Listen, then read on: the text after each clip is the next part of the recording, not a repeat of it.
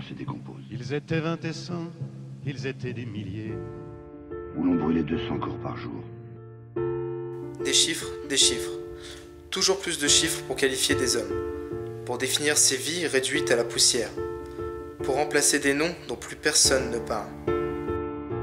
Ces mêmes chiffres dont l'encre coule encore dans leurs veines, mais qui ne sont cités que dans les livres d'histoire.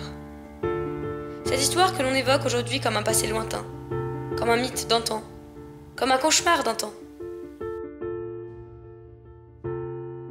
Nous aussi, hommes évolués, hommes modernes, qui prétendront ne jamais répéter les erreurs du passé, nous les oublions. Et cette amnésie réduit encore ces êtres d'ores et déjà ignorés de tous et que l'on croyait simplement exilés. Ils étaient stucs, pièces, esclaves, morceaux.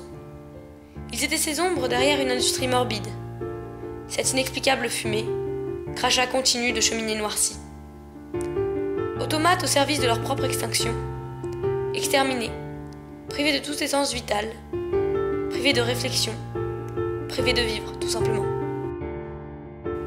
Et on pourrait croire que lorsqu'ils furent libérés des camps, ils furent libérés de toute cette machinalisation. Mais ce n'était pas la fin du calvaire. En effet, tous ces hommes et toutes ces femmes, bien qu'ils aient été physiquement libérés, étaient encore enfermés dans leurs esprits. C'est comme si la vie qu'ils avaient construite avait été décimée, ravagée. À présent, ils n'ont plus rien. Plus aucune espérance, plus aucune fondation, plus aucune volonté si ce n'est celle de vivre, ou plutôt celle de survivre. Ainsi, ils se retrouvent perdus dans notre monde et se contentent d'y errer, titubant et conservant des séquelles qui resteront à jamais gravées à l'intérieur d'eux-mêmes, telles des plaies ouvertes que personne ne peut voir, que personne ne veut voir. Mais nous, l'humanité, nous nous devons de les voir, de les observer et surtout, nous nous devons de chercher les origines de ces plaies qui ne sont autres que nous-mêmes, les hommes.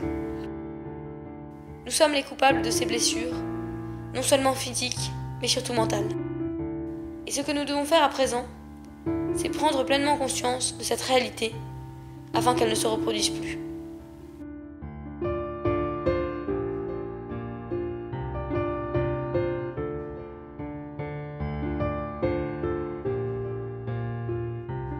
Nous devons nous souvenir des erreurs du passé pour qu'elles restent un cauchemar et ne redeviennent pas une réalité.